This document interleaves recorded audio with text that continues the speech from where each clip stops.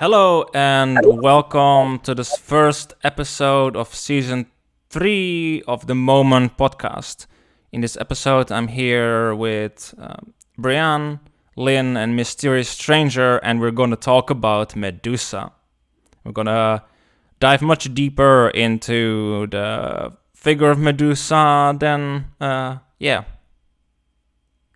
generally maybe other people would, because we're gonna go not only just into her myth, but also into an older reconstructed figure, and how she fits in more broadly, and the whole divine feminine itself. And go deeper into that. But with that said, welcome everyone. Welcome to this episode. So, are there any first off, any thoughts that you guys have regarding Medusa? If you wanna take it away. I think I will just say a couple of things just in terms of the astrology and why I feel like talking about her right now is important. Yeah. And then I feel like that might be a good gateway for us to jump into her story. Yes. So right now, Medusa is retrograde in the sign of Gemini. And so whenever a planet is retrograde, it's usually indicating that this is a time of reflection, like reviewing the past of whatever this planet symbolizes. And so since she's in the sign of Gemini, how perfect that we take the time to review her story, because Gemini is about uncovering the story, uncovering all of the data in her story. What does this symbol mean? What does that symbol mean? And really turning everything upside down and twisting it around and trying to see it from all these different angles so that we can really distill the essence of what the Medusa story has for us as humanity. And I think it's perfect timing. And I also want to point out that in the Gemini full moon that happened about, yesterday, she was opposing Mercury, who was the ruler of that full moon. And in the upcoming new moon in Sag next month, she is going to be a part of a grand cross, actually. So she's going to be opposing the new moon in Sagittarius. So we've got Moon, Sun, Mars in Sagittarius. And opposing that is Medusa. And then we've got Neptune, I believe also retrograde, in the sign of Pisces. And also at the other end of this grand cross is Juno in the sign of Virgo.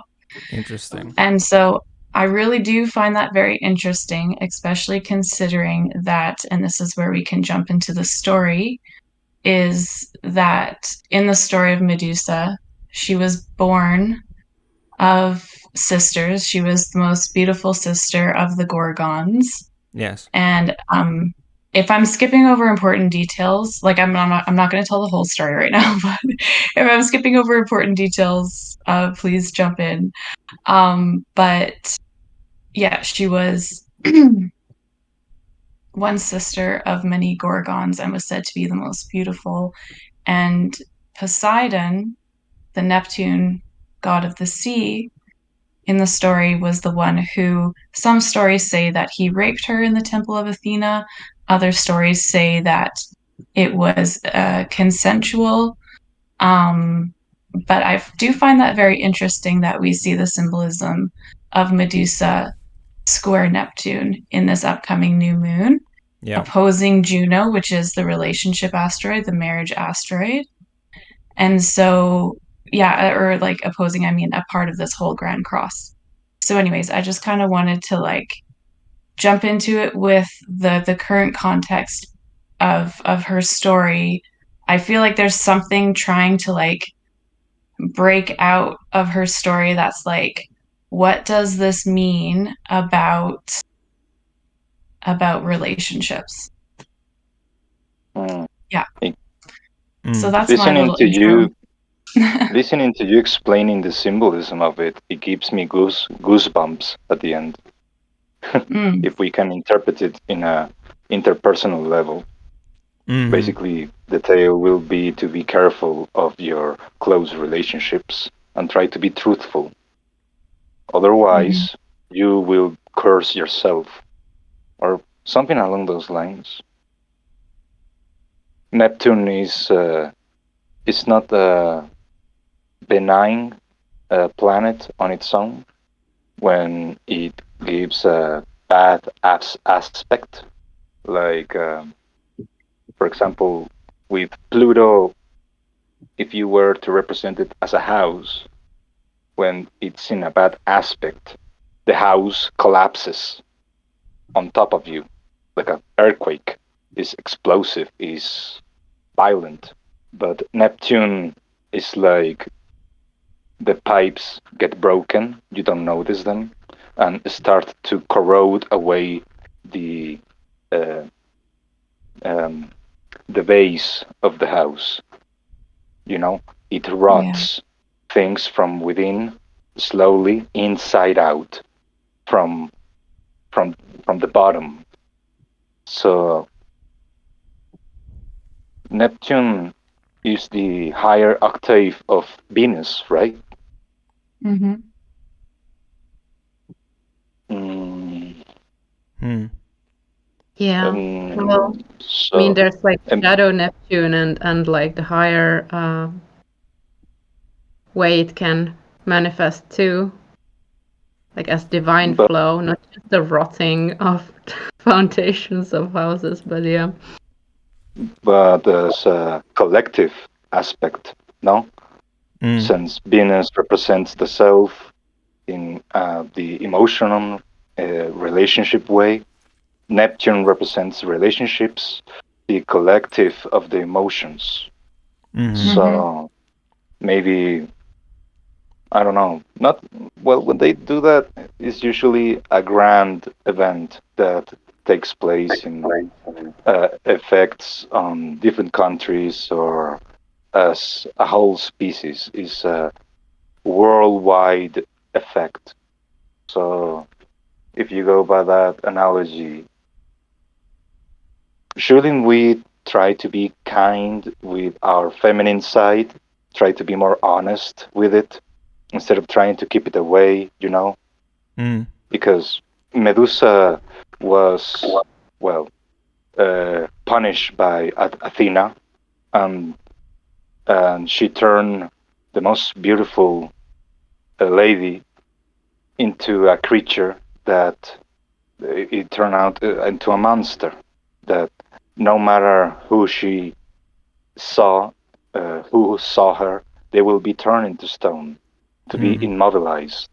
It sounds similar to depression in a way, but I don't know. I'm just trying to connect the dots in that. So Yeah, I don't know. from when I looked into it, the kind of like that kind of symbolism is present within that, and if you look at it from a Jungian lens, because if you know, Medusa would then internally like represent the anima. The anima, turns into something along these lines.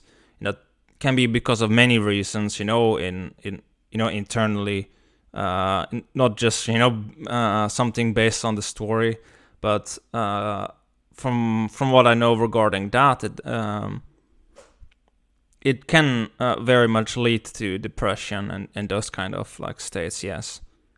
But yeah, I don't know, but there's also different versions regarding exactly why Athena, I guess, like punished her, or even like why she sent Perseus to kill Athena as well. Because I know from Pausanias that there's another version where Medusa was apparently always the Gorgon and had killed some people at a lake where Athena was raised, and then Athena got mad at that and then sent Perseus to defeat Medusa. But then then there's also the story of Ovid that a lot of people know, and then there's also the one from Hesiod as well, where she was actually more of a couple with Poseidon, and it was indeed consensual, and it really depends. And and in some versions, from what I know, also it is said that Poseidon was actually the only one who could still look at Medusa without turning to stone, where all other where all others would turn to stone. So there's a lot of variation there. That's kind of what happens in folklore. But Ovid had its later than the other versions, and myth is alive, and it reflects a lot of the time as well. And if we take it into the context of Rome at the time, generally there was like a shift away from a lot of the older traditions at the time towards a more it was with Augustus and other such figures, and it became very much of a, I don't know, I would call it a sausage party more kind of deal. It became more like kind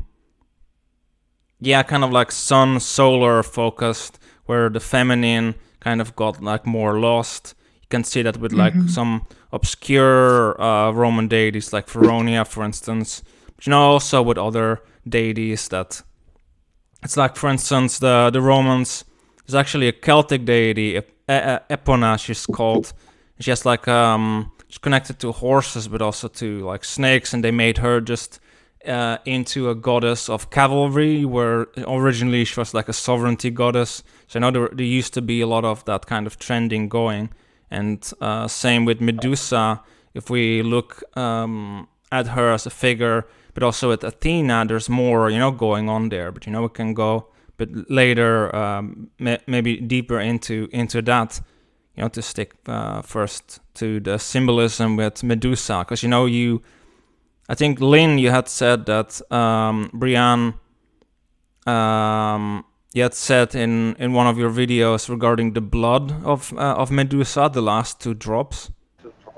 I think that's kind of also fascinating symbolism. Could you tell something more about that? Yeah, I think that's... I'm really drawn to that part of the story, the end of the story. That's the most fascinating part for me, but I also don't want to let my fascination with that overshadow other parts of the story. But the reason why I'm so fascinated with Medusa's death in particular is because, well, it starts off with when Perseus, was it? Yeah. When Perseus beheaded her. And as he did that, her 2 children, of which Poseidon was the father, sprung forth from her neck because she was pregnant, right? And she gave birth to Pegasus, so the winged horse, and I forget the other one's name. Creosaur, the boar. He goes back to the underworld after she dies, where Pegasus flies up towards the heavens. Really? Yes. Fascinating. I didn't know that. Yeah. This is another favorite part of the story. Okay, cool. And then we see that the head is brought back to Athena. Yeah. Athena chooses to give, I think, she puts the head on her shield, and she also, I think, gave some of the blood to her son, her stepson, or something like that. And and he used the blood from, I really want to get this right. I think it's that he used the blood from her Medusa's right side to kill and from the left side to heal. Is that correct? Or am I I getting would my not. sides mixed up? I would actually not know because it's the first that Okay, I've heard. just let me quickly Yep. look this up. No, go ahead. So okay. Oh yeah. So Athena collected some of the remaining blood and gave most of it to Asclepius. So he's the god of medicine. Yes. Yeah. He used the blood. Okay, sorry. So this has nothing to do with Athena's stepson. This has everything to do with the god of medicine, Asclepius. He used the blood of Medusa's left side to take people's lives, and the blood from her right side to raise them from the dead. The rest of Medusa's blood, a vial containing 2 drops, Athena gave to her adopted son. And I don't know how to say his name, but you said it, Bass. Erychthonius. And it is said that one of those 2 drops was a cure-all and the other was a deadly poison. So Yeah. interesting that we're witnessing a very Gemini archetype here. We've got the splitting, the 2 suns coming from her head when she's beheaded. We've got the 2 sides of her head, the blood from one side being used as a cure-all by the god of medicine, Asclepius, the blood of one other side being used as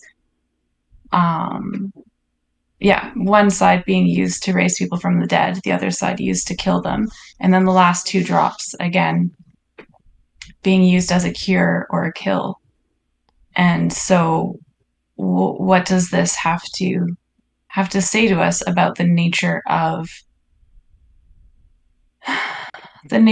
duality, the power of, and if you think of it being in her blood, that's a very embodied Aries type of thing. It's a very human experience, blood. It's and it's very it's something that we share within this earth realm, right? Animals have blood, humans have blood. And so what does this have to do with our experience being within this spectrum of duality, that there are things that can kill us and there are things that can cure us. And and I just to kind of bridge back to like trying, I don't know, I'm just grasping at strings trying to make meaning. But when I'm looking at the astrology, I'm seeing that currently it's like pointing to relationships. And so, and when we look at Medusa's story, it is too, right? Like to hear that she was, raped or either had consensual sex with Poseidon, and then now to hear from you, Bass, that actually he was the only man that she could look at and wouldn't turn to stone in one version of the stories is super interesting. So it's like, I can't remember where I was going with this. Oh yeah.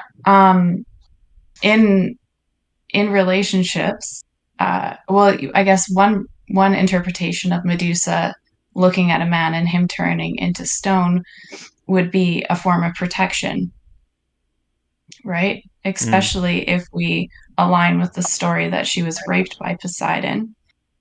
She would maybe have that as a form of protection. If it was, if we align with the story that it was consensual, perhaps this is really the worst curse for her from Athena, because perhaps she wants to be close with the the opposite sex, but she can't. And so when I see the duality of medicine and poison, I'm wondering, like, in the current modern context of our relationships, Mm. and the high level of codependency within them, there is very little room in most relationships for there to Yeah. be a healthy expression of emotions, whether it be anger or distrust, or like any sort of working through conflict is super hard for people to figure out how to navigate in relationships in a healthy and safe way. And so that's where I see, and not just romantic relationships too, like relationships with our families and things like that. And also I just see, like, for example, if we take the anger, the emotion of anger, there's this capacity for it to cure us or kill us, depending on Yeah. how we deal with it, right? The anger can be, if there's no safety to express the anger in a relationship, then we repress it, and that repressed anger builds up inside of us and creates disease within the body. And Yeah. it can deteriorate us, as Mysterious Stranger was talking about, that sort of Neptunian, like the pipes beneath the house are rotting slowly, but you don't Yeah. really notice it type of way. And then there's this other side of that where, like, if anger comes up in the relationship and it is safe to express and work through it with whomever the relationship is with, then it can be a huge medicine for the relationship. It can bring insight into learning about each other, what makes the other person tick, how to Yeah. handle conflict when anger arises. And it can actually be a really healing, pivotal moment. Mm. Could there be a more conceptual kind of relationship instead of one person to another, like your relationship with health, for example, uh, your own well-being or the well-being of uh, someone close to you, for example. Since I don't know, I was trying to draw the make a connection with these. Yeah. Can I talk about global occurrences here?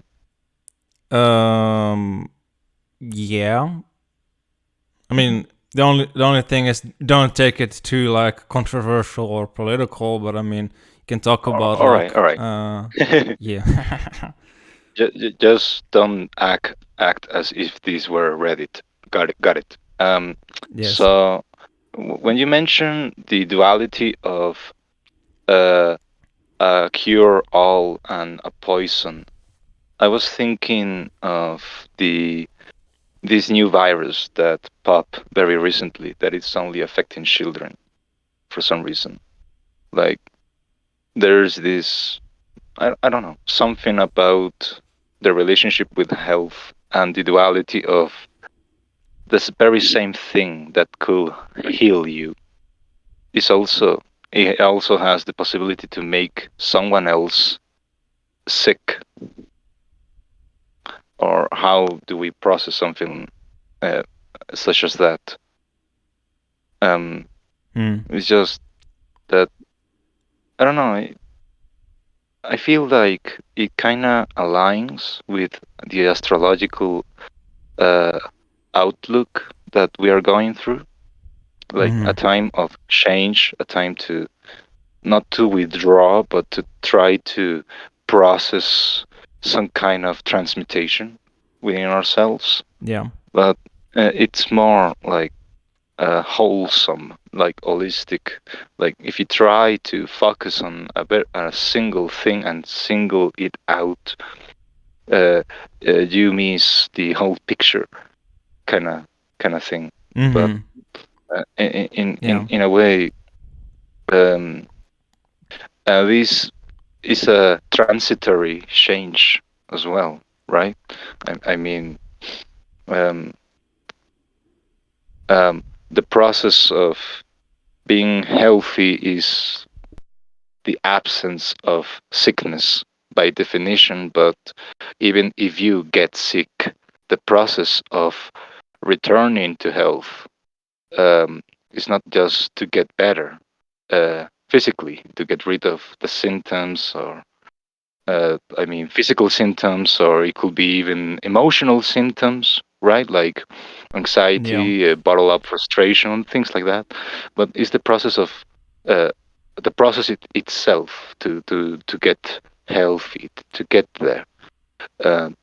Like, I don't know, it can be fulfilling, I think, when you try to focus on it not as if it were a problem on its own, but like the chance to get better. Mm-hmm. You know? Yeah. I don't know. Some people call it, this is not an obstacle. This is just a challenge. You know, something you can achieve. I guess the mentality determines the outcome of these processes. But within that, there's that duality of getting better, or the issue becoming more stagnated. Mm. I don't know. Yeah, I don't know, but I think regarding this, also one thing I want to bring up regarding that's bringing up something regarding Athena that I feel is handy too, because I did not know about that regarding the blood and Asclepius, but there is something about Athena, for instance, that's not as widely known, but there's plenty of depictions of Athena also with snakes, and the snake is also associated with her. There's also a statue of her where she is petting a snake. And there's a lot with the Greek goddesses also, like Hera, for instance, who is sending snakes after people when she gets angry, like someone. Well, I mean, I guess mostly it's Zeus sleeping around and or she getting angry and sending a snake after them too. But it's kind of like, I don't know. It's kind of like regarding this duality. You know, the snake symbolism is both. It's both poisonous thing, but also it's about the shedding of the skin. It's kind of like, yeah, the transformative side is there to it as well. And you know, there's many of these goddess, kind of similar kind of goddess figures too that I know of that are associated also all with snakes. Epona, for instance, is connected to it as well, or Holda, or Diana, or Hecate is like a good example, and there's a lot of other different figures as well like that. And with these different goddesses, you can see it with Artemis, and like a lot of the ones that I mentioned. If you trace that more back to more like Neolithic, so Stone Age times, then you can start to see this like reconstructed goddess figure that I've been working on in the book that I'm writing, where you can really start to see that there is this underlying like dual nature towards the feminine. Or like this dual nature of the feminine, like life-giving, healing, nurturing, but also life-taking, and kind of that, and I kind of feel regarding that with, like a figure like Medusa and Athena, for instance, because from the research that I've been doing. And looking at all these other goddess figures as well, the Celtic, Germanic, Norse, Roman, and Phrygian, and so Anatolian figures. What becomes clear is, in the past probably there was, and scholars think it's probable there was more of a singular figure that over time got split into these different figures, where kind of like there used to be this there's the helpful side of the feminine, but also the side that can obstruct. But in the original sense of the obstructing or the sending of the serpent, or the feminine becoming more, I guess, serpentine, or like, sending the serpent or doing anything of that nature, was more of like of a relationship with nature, a relationship with the world, and I kind of like the grander community. And with that, I kind of mean in the more animistic sense of like the community of life, and how we treat ourselves, each other, and like life itself, where you had that such a figure would be beneficial, would protect your cattle, your crops, and would like be a helpful figure if you would treat kind of like nature well, and also the community well, the overall community. Where if you wouldn't do that, and you would kind of like act in an untruthful manner, in a manner that's deceitful or harmful towards others, then that like more, I guess, vengeful side comes up. That more, but it's not a side I feel that's originally in that sense done out of like it's not out of malice or anything of the sort. It's really just more like a deserved kind of anger, more like, well, yeah, it's kind of like, yeah, it's like some humans fucked up with nature, pissed off the goddess, and oops, and then that happens. And but over time, as societies became more complex, a lot of these goddess figures started to like split, and then you got like the split into like figures like Hera and Athena and Medusa as well, where from what you can see earlier, they were more like a singular figure that had like all these different qualities linked to horses, the other world, because Gorgons are also kind of like psychopomp figures as well. They protect the tomb, they protect the connection to the other world. So the underworld, the land of the ancestors and the deceased, and that's also another side with regarding Gorgons as well. So I know there's and I do think like there's the original context from like the Stone Age, but then it morphed over time as like myths do, and I do think some of that original essence with Medusa is still there. The life taking, the healing, and then the duality that's there. That it can take life, but also it can give and heal, and yeah, and I think like in a grander and a more ancient sense, yeah, it's even like it's a very broad kind of relationship, and like how we treat all of life. Yeah, totally. That creator destroyer aspect of the feminine. Yeah.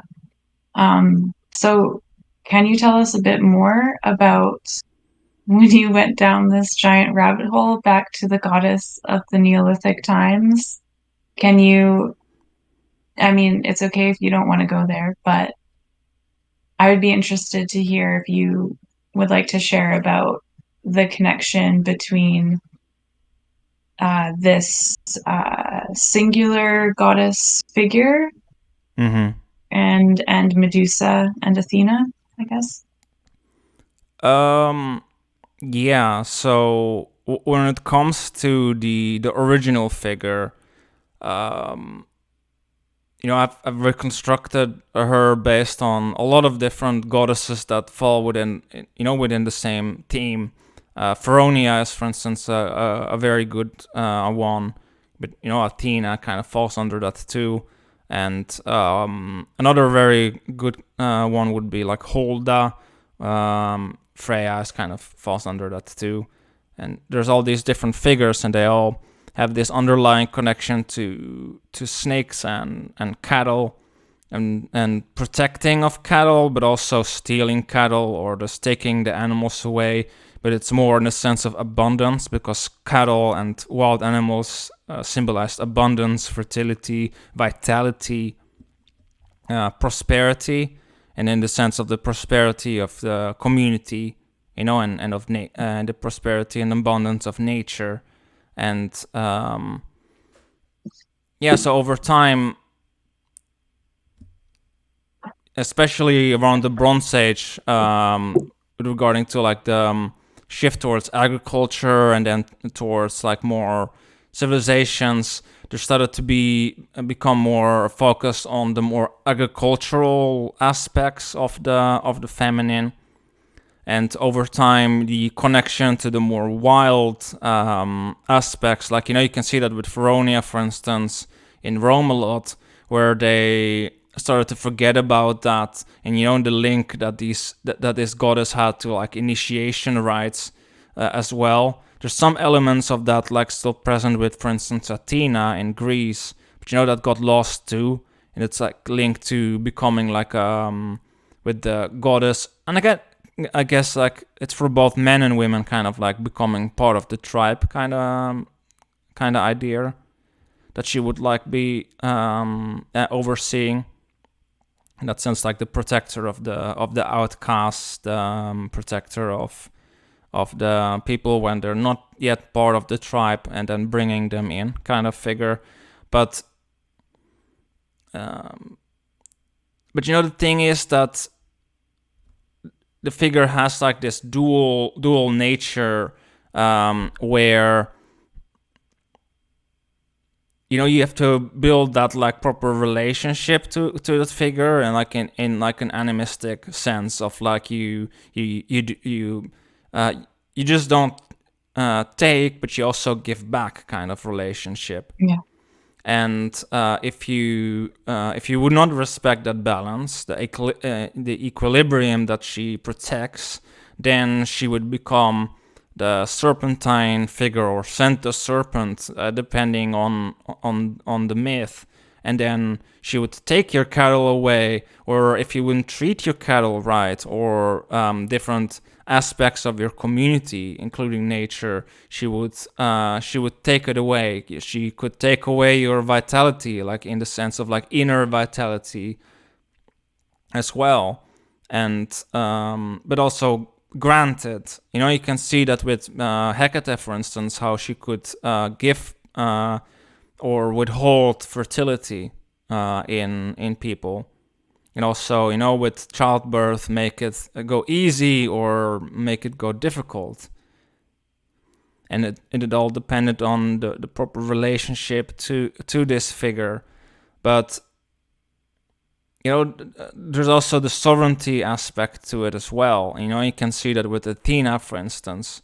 And regarding Athena and Medusa, from what I think, what happened over time is that the figure in Greece got split up into different goddess figures over time, and Medusa, as one facet of this original goddess figure, became just the more negative side over time, where Athena, as still some sovereignty aspect there, and initiation aspect still retained that, but then you had Hera, where the more like the childbirth kind of marriage aspect got into split off into that figure, where originally it was a singular figure. So that kind of splitting and specialization happened, which is it's kind of just what tends to happen over time with myths, through the creation of stories. Yeah, I was wondering, like, did you think of it like in a way like that, the splitting into these different goddess figures in Greece, that it's kind of like representing like the collective unconscious of the people at the time in that area, kind of like maybe like, I guess, repressing, or like in a way like that forgetting and repressing maybe of the wilder parts of the feminine is kind of seen in how they talk about Medusa, and it's kind of like a part of them in a symbolic sense, in a symbolic story, if we think of it that way. Yeah, it's kind of like a wrestling with Perseus too. It's kind of a wrestling with the feminine and kind of the instinctual side, and the kind of and the generally, you know, later on really tends to be a trend, especially from like classical Greek onward, towards more rational kind of approach, towards, you know, becoming more like, you know, shifting more towards like an intellectual, rational kind of way, where it's more about controlling instinct, controlling the wild aspects, because and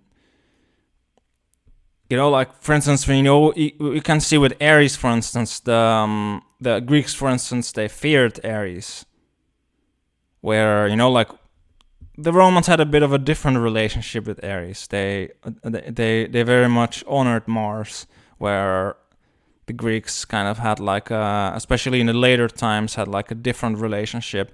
But you know, you can see that too in like Mycenaean Greece, for instance, as well, that the relationship really changed over time. Same with Artemis too. Like you can see that, you know, in the ancient sense, she used to be much more of an important figure that, you know, was also linked to Athena in some sense, because, you know, of the initiation rites, as another, you know, split off figure. But if you take it back, yeah, you have that singular figure. But that singular figure is kind of more of like a more deeper underlying layer of that. But I do think that what you're saying, Lynn, is the case. It's kind of like a splitting off of the more wild, more dangerous aspects, preferring to have more of an image of like more helpful. It's kind of like, you can kind of see it like the original figure had like both the creative and the destructive sides in one, in a more like integrated manner, where later on it got split off and it became more, it's the destructive side that's kind of like bad. It's like it got like over time made into something to just overcome and conquer, where it's like to some degree it's like internally, like psychologically, like sure, there's things to overcome, you know, and that's not bad, but it becomes too it can become too black and white, because if you take it back to the original figure, what it really symbolized was the equilibrium. It's you know, kind of the cycle of life, death, and rebirth, and that kind of symbolism, which is also present in the snake as well. Mm-hmm. And you know, and the other world was part of that too, you know, that connection what the Gorgons have also, you know, towards, you know, the protecting of the deceased, of the ancestors in that sense. So there's much more, you know, to, I would say, originally to Medusa and Athena and a lot of these goddess figures than we really give them credit for, linking back to more of like a very much, I would say, like a sovereign goddess figure, like the sovereign of her realms, of nature, the wilderness, but also of the community, playing a role there too, where it very much used to be, because you can see that, for instance, with like the Fianna and the Morgan, for instance, they were dedicated to her. You know, she had like a obstructing side, but also a helpful side, and they would be. She would challenge them, but you know, she would also protect them at the same time, and they would be dedicated to her, and they gave her offerings, and they, you know, shared like also a lot of animal symbolism too, the deer, for instance, or the wolf, and you know, for instance, with the Morgan next to the Raven, where, you know, they would live off the land, but then when they would return, it's like symbolic. You can see that, for instance, in the Norse myths too, where for instance, Freyr gives his sword towards his wife, and you know that you can see it with King Arthur too. It's like giving it to the Lady of the Lake, and it's kind of like there's a lot of that, and it's kind of like the coming back of the masculine into society that was governed by the sovereignty goddess, where outside of that, she also played a role, but also the storm god played a role too. And, you know, the male deities played a role too. But there was a balance between them, where they had like their domains that like complemented each other, and they were both kind of similarly important in different ways. Kind of like very much a coming together of both. And I can see that over time, you know, with like a lot of these hero stories, and like later kind of like with the choreos, kind of this warrior initiation rituals too, over time it shifts away. Like they forget this feminine figure that grounded like the entire ritual, the entire the masculine, in that sense, grounded the masculine towards the earth, nature, and community. And then it shifted away from that, forgot her, and forgot this kind of figure. Not in all places, like, you know, with the Celts, they still continue to on. But with the Romans, for instance, then you got like masculinity going like kind of like unhinged, just like going out, conquering everything, kind of thing, where the kind of balance got lost. So, you know, the original sense also brings this kind of grounding energy towards the masculine to like to keep it in kind of in bounds in some sense, keep it from going fully destructive. Yeah. So I think in some sense, kind of like maybe one can say regarding like, you know, Medusa and like how she's depicted, if we look at the original goddess figure, could also be that a part of it could be, you know, symbolically, like how you were saying, Lynn, you know, their own instinctual side, their own destructive side, that they're kind of maybe to some degree disowning, and a kind of projecting onto the other in that sense. It can also symbolize that as well, if we take it to like that kind of like cultural context of the times. So totally. Yeah. That could be part of it, yeah. Wow. There's so much things going on in my head right now. Yeah. That really is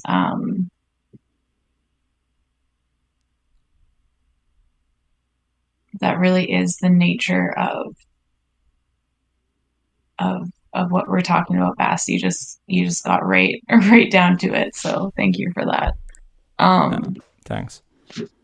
Wow. So fascinating. Yeah, when we think all the way back to the original Neolithic goddess and how you described her, makes so much sense to me. And I love that it has very practical uses as well as very spiritual uses. And I love how when we dive into these past cultures or indigenous cultures of our own, there is it always seems to come down to the merging of the practical world. So like things like what are we going to provide the community with sustenance, cattle equaling abundance, etc. And also the spiritual realm, like gorgons guarding the ancestors on the other side, and how do we communicate with the other side, and how do we ensure that spirits stay on the other side, and all of this stuff. And so anyways, I'm kind of digressing right now, but really what I wanted to say was how it gets really to the crux of honoring the wholeness of life and the equilibrium of life, and how that is you are saying that this was a feminine archetype. Yeah. Going back to Neolithic times, and when we see women as the ones who can physically have humans growing inside of them and give birth, this very special aspect of humanity, there is that. And I also want to say that it makes me so sad to see how the level of distortion that has happened over how many thousands of years, to the point where we can now, in our present day, there's this how do I say this?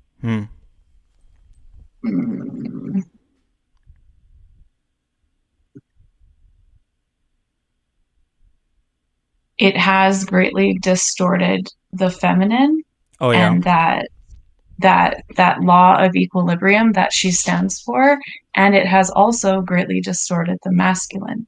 Yeah. Like patriarchy hurts both men and women. And so when we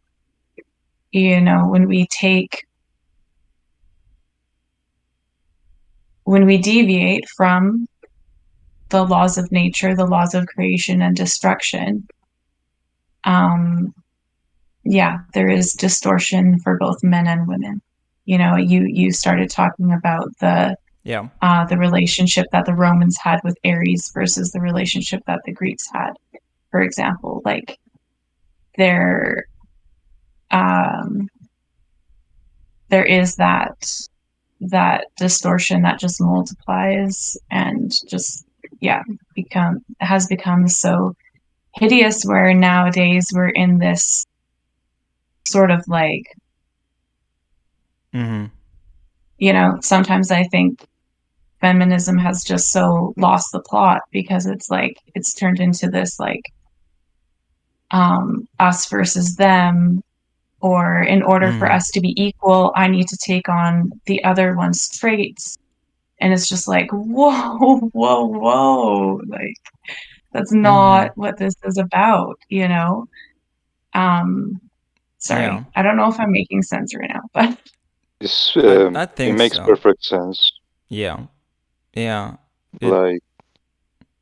go ahead. Which one was it that when they build a statue or a temple for Ares, they chain the statue because they were afraid that Ares will go on a rampage? Was it the Greeks? I only know about like that they did that with Kronos and or Saturn, for instance. I don't know specifically about Ares, but I know sure about Saturn that they changed. Why will you build the statue in the first place if you are going to chain him? Like, it's just, for example, that you are afraid of the dude, but you still give him a place of worship. Like, why? It's like worshiping a nuclear reactor or something. But that is speaking to exactly what we're talking about, which is if you want to hide away the less desirable aspects of nature, it's going to come out somehow, right? Yeah. So you may as well build a sculpture for the things that you hate, because at least then it's going to be out there in the open. but it's not because you are managing it. They do that mostly because they are trying to show they can dominate that aspect, that they can control it. Like trying. I was thinking while listening that the feminine aspect got like refracted into many different sub aspects, and some of them were more exaggerated according to the needs of whatever they needed to manage in that society. Some aspects are highlighted, others are ignored, or they pretend they are not there, but they are there. It's just that when you cut it into too many small pieces and try to create like a narrative that all of them are separated, people will believe and act like those concepts are different, like they are not one and the same. They are not all rounded aspects of the feminine or the masculine, but very particular aspects of them, and some of them are exaggerated to feel a need, to fulfill a need in that society at that time. But when you do that, you lose the balance of it. It's like you say, it's the balance between being grounded and taking action, like as a whole. But when you take that and don't try to understand how this small piece works with these other little things that are inside you and around you, you you try to make, like for this example, create a totem, a statue, something to represent that you are withholding power over that aspect, but it's a empty shell, empty shell of its own, because you don't understand what it is. You just put it on a pedestal and pretend that you know it. That's how you get celebrities. That's how you create a narrative of, I don't know, what is that bullshit that goes around of saying that something is valid. Like, oh yeah, you agree. You don't say I agree. Now you say that is valid. Basically, that is truthful, implying that whatever else is a lie. Like they have become this, even in language. I think the use of language, they try to make little compartments of the concepts, so people don't really connect things. Even with feminism, it's not about giving equality. It's about withholding a power above someone else. The very same thing that a bunch of dickheads did with patriarchy for centuries. But now with woman, wow, so new, right? We are making the same mistakes. And all those civilizations collapse at the end because of this. Yeah, and it kind of connects also, like, because the sovereignty goddess kind of like type of figure also connects to like the revitalization of like civilization and society and the community as well, as much as like nature and its abundance. And if you it was symbolized like if one would lose that connection, you would get the maimed king. You would get the kind of like kingly figure that either becomes a despot or is the sick, symbolizing the sickness and the distortion of the community, like this disconnection from this sense of equilibrium. But also one thing I want to say regarding that also, that so a lot of these figures were also connected to horses as a sign of like sovereignty as well, and water a lot of the time. But also interestingly, a lot of them are connected to magic and spinning and weaving as well. And ties deeper into fate. But a lot of that kind of symbolism with spinning and weaving and fate, then over time got distorted into kind of like, and that's kind of what happened with Holda, for instance, this Germanic goddess figure. Is that but also with Diana, that they got kind of distorted into kind of more like a witch kind of figure, and then it became a hag, and then it became what it is now.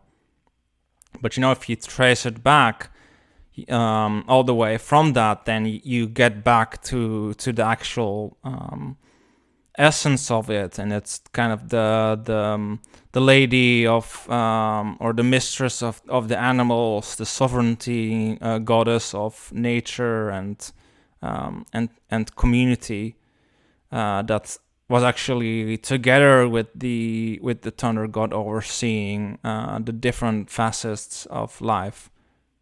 Where she grounds, he inspires action, and his and the warriors would protect the community. But there was also that sacred connection and kind of duty of honoring and offering as parts of the harvest or other offerings that they did towards the goddess as well, and they would honor her by taking care of the environment to make sure that the water is clean, that they don't pollute it, and that they treat their cattle well, that they don't overhunt. They would have sacred groves, a lot of oak or bear sanctuaries they would have. And a lot of that ties way further back to more of the hunter-gatherer societies. And they really had that balance, and and it was very practical but also spiritual, and it's spiritual in different ways, like with the deceased and the other world or the underworld, but also with fate and with and kind of destiny and the weaving of the threads of life. Yeah, there seemed to be this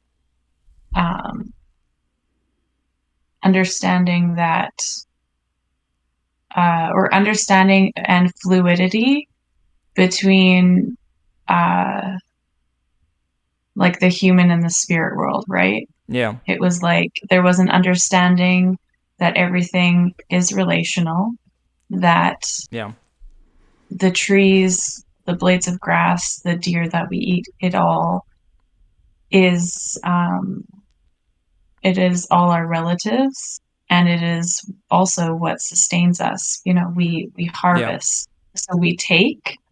So that's that destructive quality of the feminine, maybe, right? Taking one's life, shooting a deer for sustenance, but also giving something back for that, right? Yes. And that being this sort of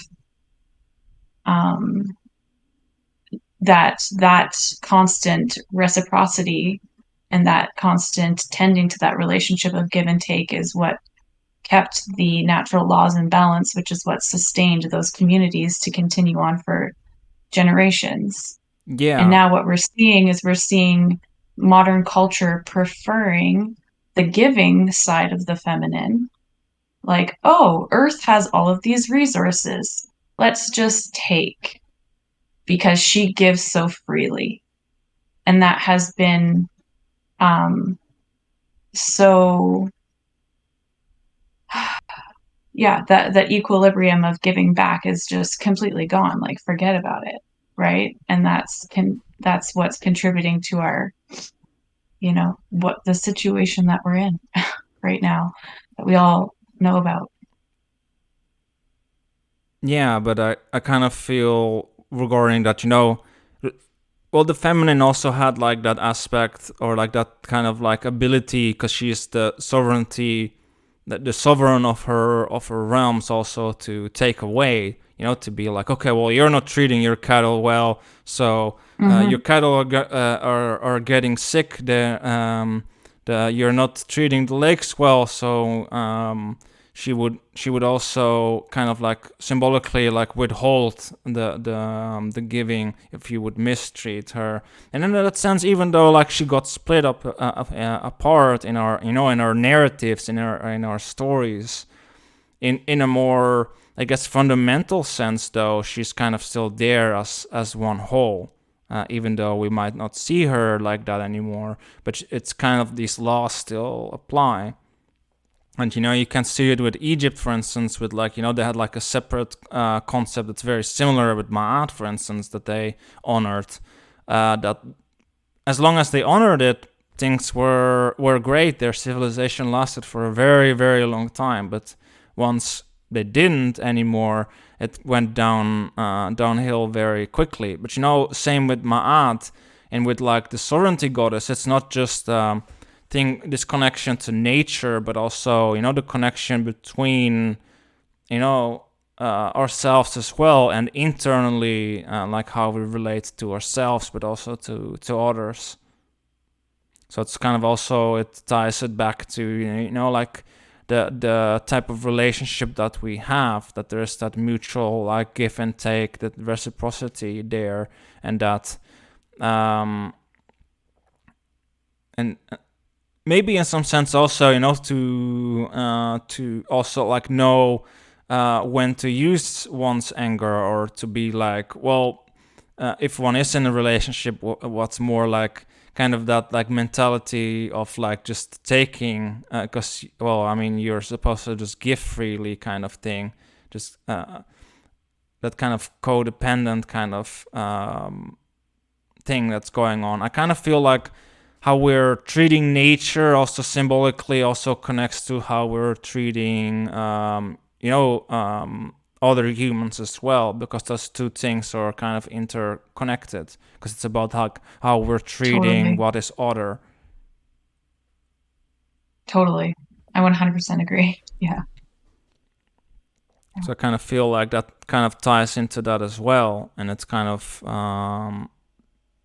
like, yeah. So maybe it's really it is a time of like reflecting on relationship, and reflecting on like, I guess, do we have that like right, like mutual kind of like give and take kind of relationship where there is like an equilibrium there, or is this kind of like that kind of like taking mentality, is that there, or like just only that and expecting giving?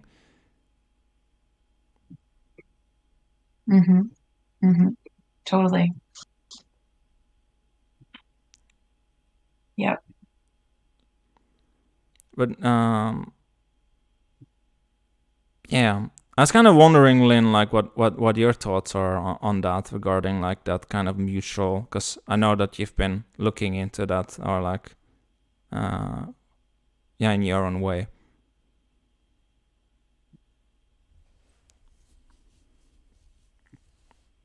You mean like about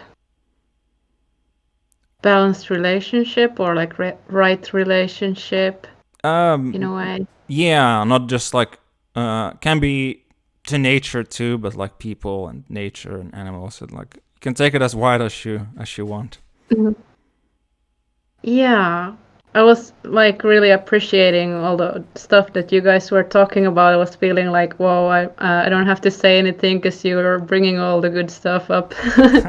But yeah, definitely, I feel like it is reflected in how we're treating the wild areas in modern day. Still, like this split, that we are not appreciating the wild, and we're not seeing the importance of having the wild areas. And yeah, but I do believe that we can change that too. Like, we just need to I don't know how exactly, but we can't keep just destroying the old forests. There's so little left. We need to protect them. And maybe like the understanding of these old goddess figures, and the importance of the right relationship can maybe help us awaken to this situation. Like, we can't keep doing this, and we're seeing the like weather is not as stable too because of the lack of forest cover. There's so much less forests, and we need to start to mitigate that. Like, and we need diversity. We can't keep doing just like monocrop fields of trees. It's not working. Community is meant to be diverse, and we don't have to like.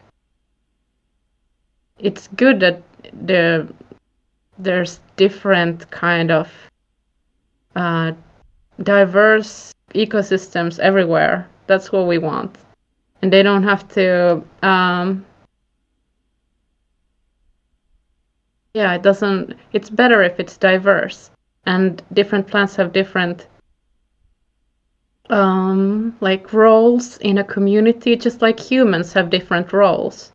And even if we don't give the same thing to each other, we can like exchange different gifts, and that can be like a way to help us try to find that right relationship, just like plants do, and plants and animals, insects, all together.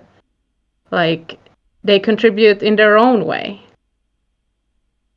And like Alan Watts says, like, bees and flowers are kind of the same organism because they need each other, and we need them too. So maybe we're also part of that bigger organism, and maybe these kinds of perspectives also help us to think about like how to be in a right relationship.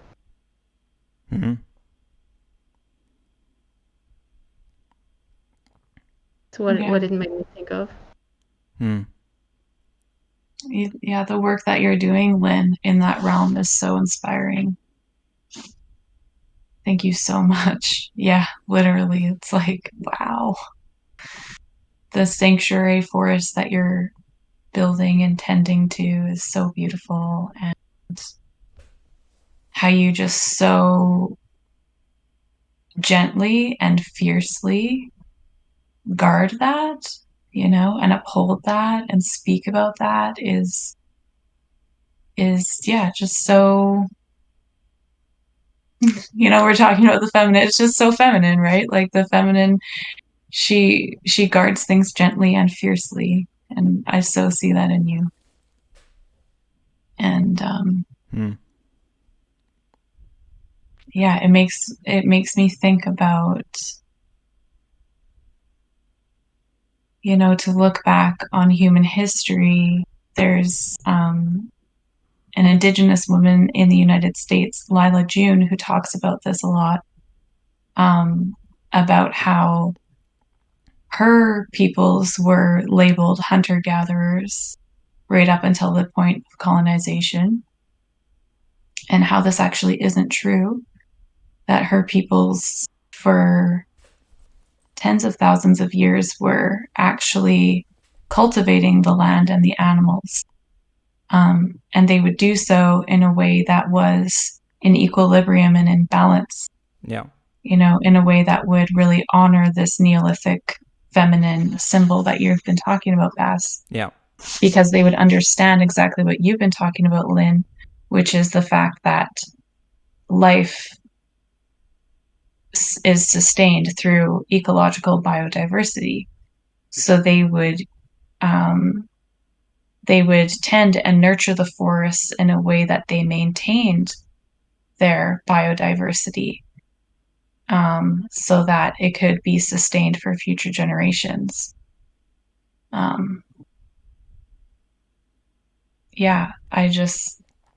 I really hope that through people like you, Lynn, who are doing this important work, and other people rising up throughout the world, that we can connect these dots between you brilliant minds and teach others how to do this, because it's like there's a sense of urgency for this to happen now. And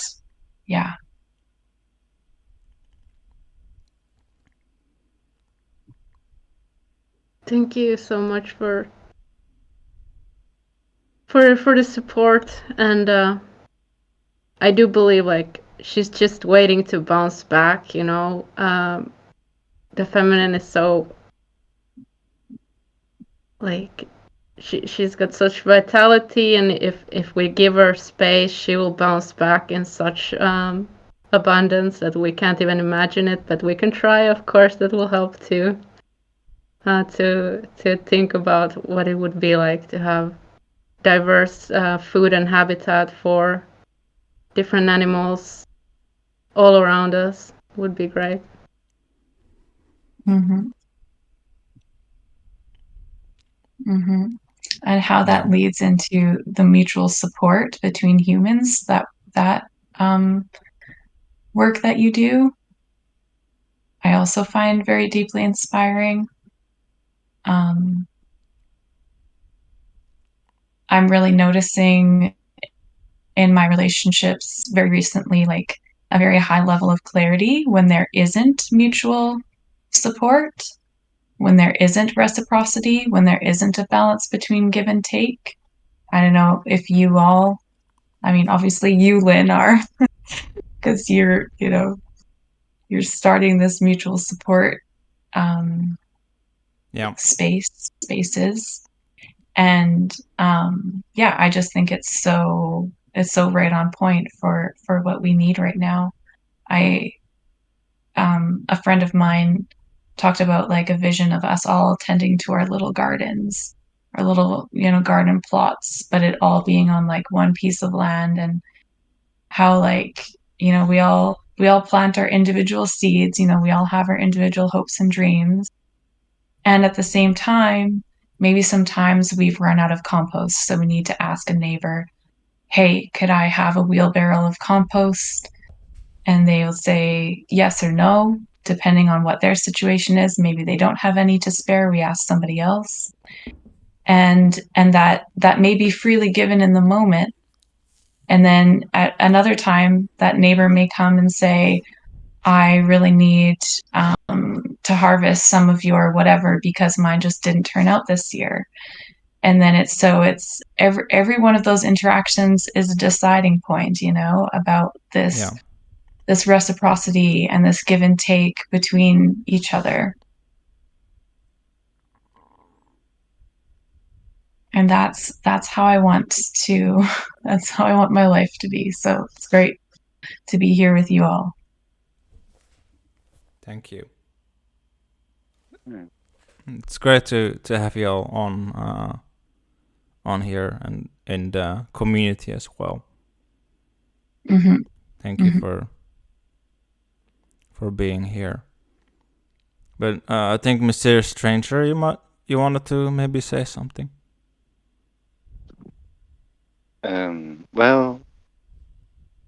No, I can't really contribute more to the subject that you guys have already done.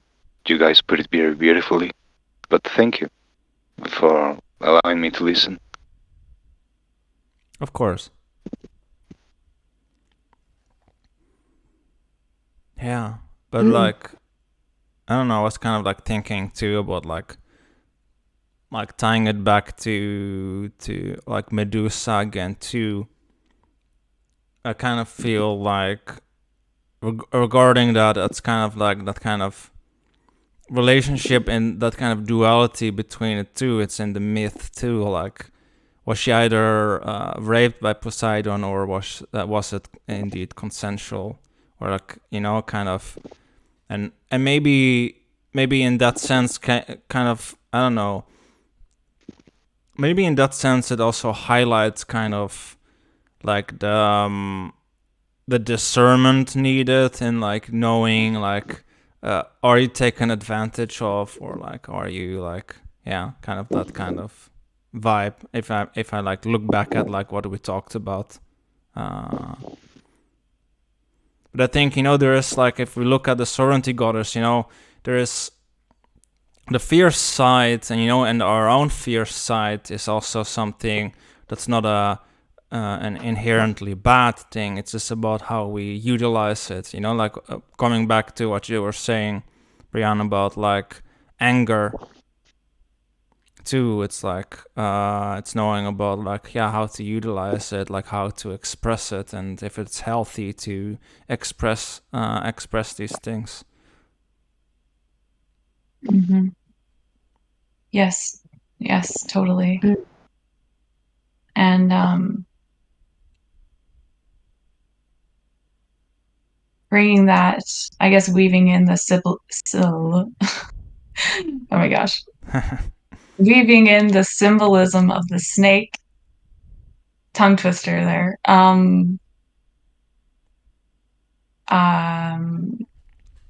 Medusa, a part of what Athena cast on her, what she's most renowned for is this head of snakes, right? Yeah. And you've touched a little bit on symbolism of the snake being transformative, right? The shedding of the skins, rebirth, cycle of life. Yeah. And also when we account for the end of the story, Asclepius coming in and being bestowed the blood of Medusa, and the duality of power within that. I feel like that further highlights the symbolism of snake being medicinal and for healing. Yeah. And I can't remember where I was going with this, but oh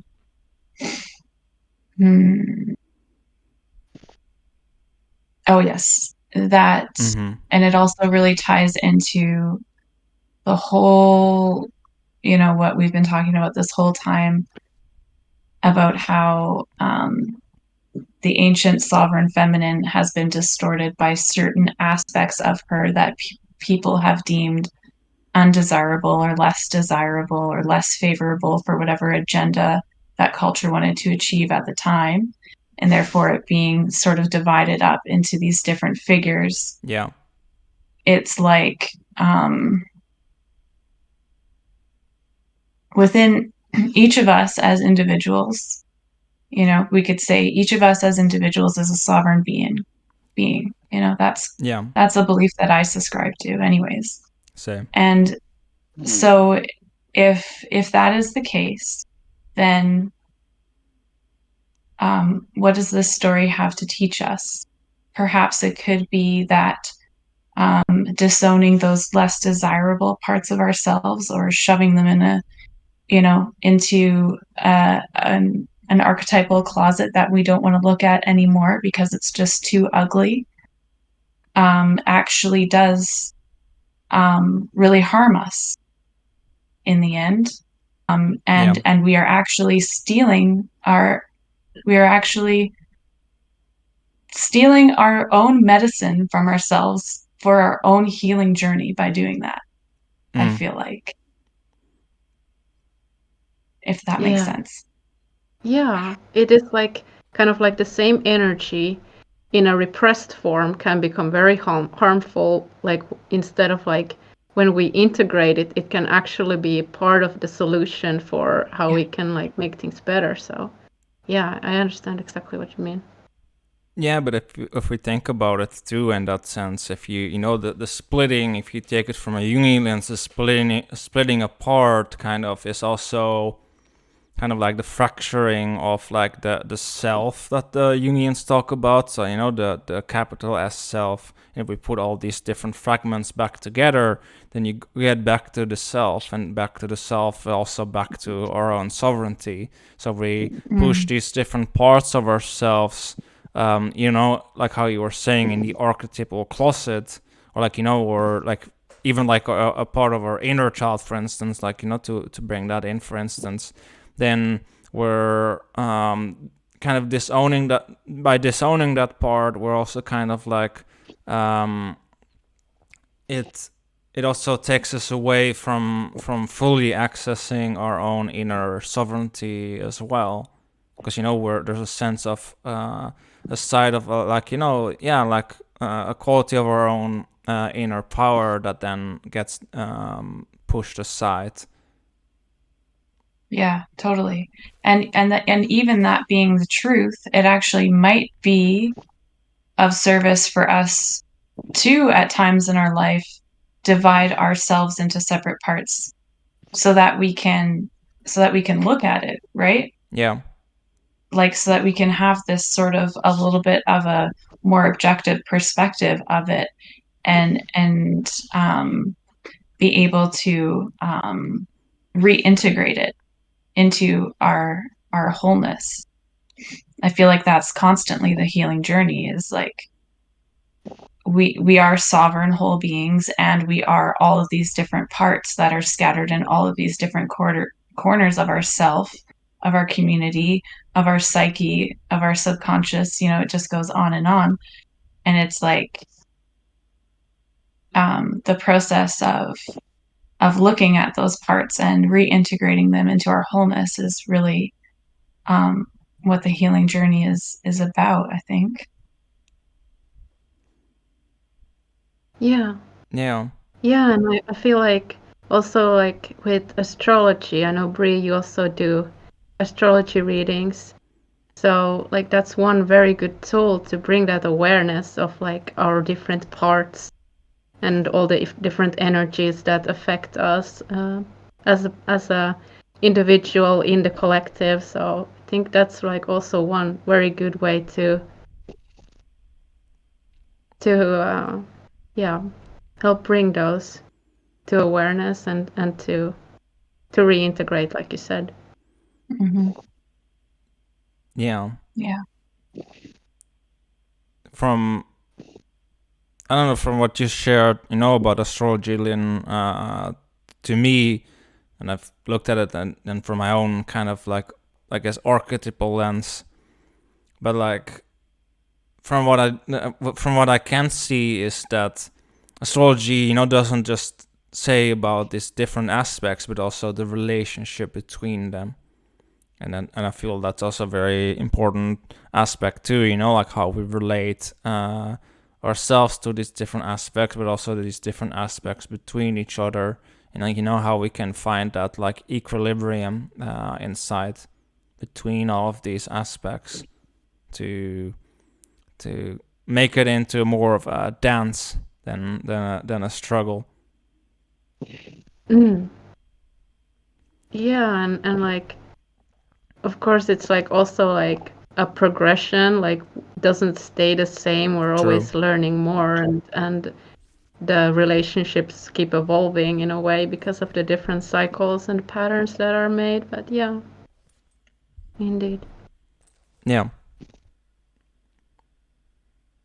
But I think that's kind of one thing I've started to learn too, regarding like kind of both the sovereignty kind of goddess figure, but also when I looked into like the cycles of civilization too, it's kind of a lot of the times, I don't know, like people want it to be like, oh, I mean, I get like whole now, so I'm done, right? It's like, no, it's kind of not. It's kind of that's kind of one part of that regarding the feminine too. That's kind of like part of it too. It's a continual cycle. It's kind of like it's the Ouroboros. It's the snake that eats its own tail. It's the continual cycle of death and birth, of like this continual cycle of creation and destruction that kind of keeps going. And kind of same with like the sense of wholeness. It's like, well, I mean, life happens. There's always more stuff that happens. So there's always more to heal. There's always more to sort out, to do in that sense. Even if one gets fully healed, then it's still kind of it's still about like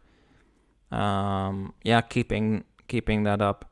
And that's kind of, I feel, also a lesson that over time a lot of civilizations tend to forget too, and I guess to some degree some people can forget as well, where you then end up forgetting like, oh yeah, wait, actually I do need to like do this thing, and like to keep that like the relationship up, and that you have to like keep that up. And I feel like it's kind of like a, I guess, feminine wisdom, I guess, that is sometimes missing to some degrees. Yeah, I absolutely agree. I feel like that is missing a lot in the New Age world, is this feminine appreciation of the process. The fact that we Yeah. are we are on an evolutionary journey, and it is a series of cycles and spirals. And yes, I do agree with you, Bass. There is always new layers and levels of healing to be had. And I also feel like um, it's wise to, uh, for one, not to become stuck in the need of always having to be on, healing or fixing oneself or like arriving at a new layer of wholeness. It's like that sort of can become distorted too. It Yeah. can become this sort of where it's actually based on a foundation of self-loathing and therefore a need to fix oneself. And so the way that I like to put it is the intention of my work is for people to be taking steps on the spiraling healing journey, but that launching them into actually living life, and that healing is so important. It is so important, and there are times in our life where it's more important than others, and we don't want it to get in the way of us being here, living life, having our human journey, which I think really does come back to like what we were talking about of these ancient cultures having an appreciation of the blend between the spiritual and the practical, Yeah. Mm-hmm. Yeah. And I think it's kind of like, yeah, you can see it too, like in the Arthurian myths, like where the feminine at that point became even like the holy grail at that point, but it still kind of symbolized the same theme of like the connection to both the land, the practical, but also the spiritual, and bringing that together to find that, like, I guess, like to take the spiritual and to ground it in that sense.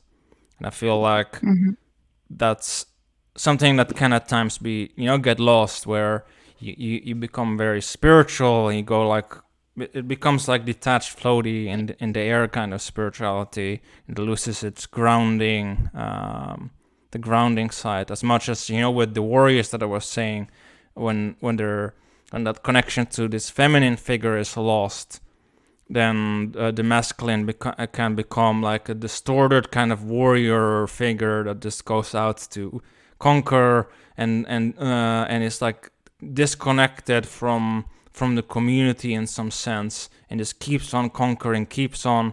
It's kind of like I think Carl Jung said about that.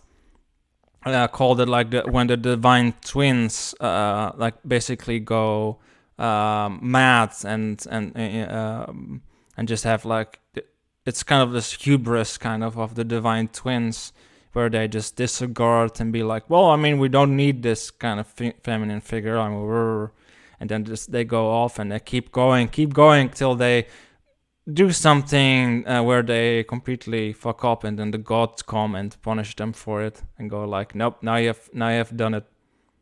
Now you have really upset the balance, because most of the time in those stories they end up like harming something in the divine equilibrium, where things really go out of whack, and then people go like, why did you need to do that?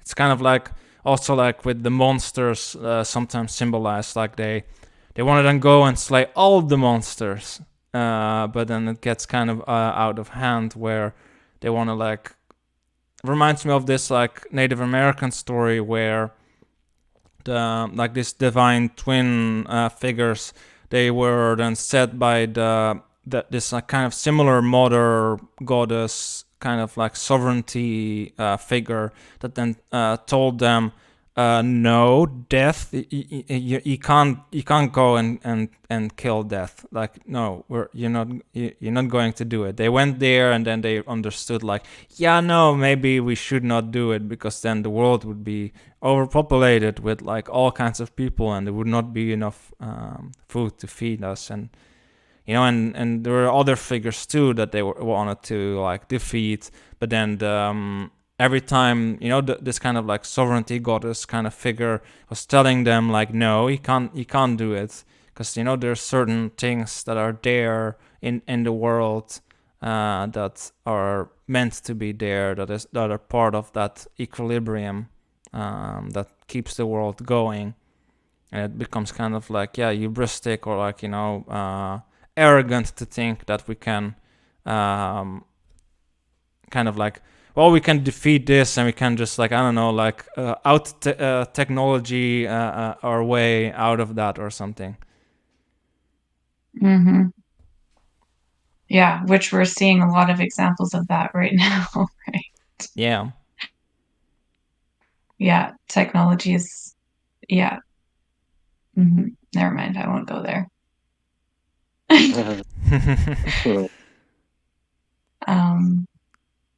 Yeah.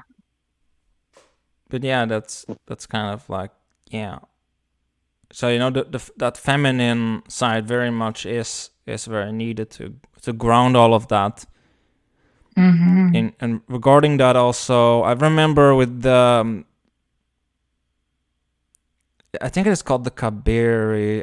I know, at least with the Edian ducktails, they're like these more obscure figures.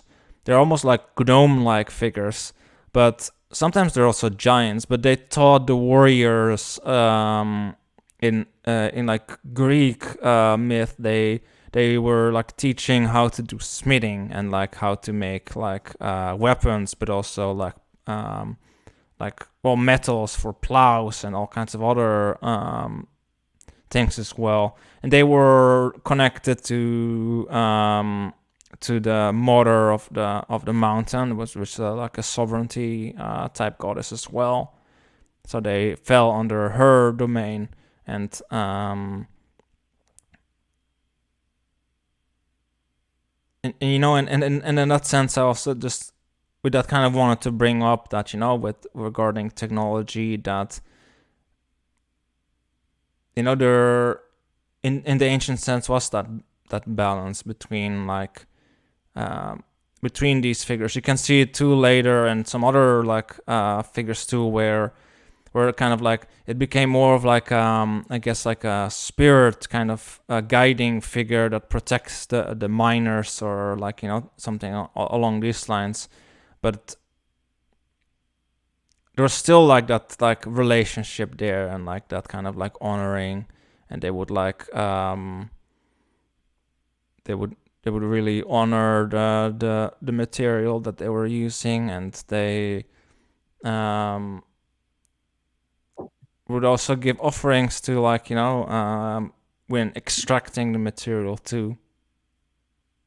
So there was a different kind of relationship there. Mm-hmm.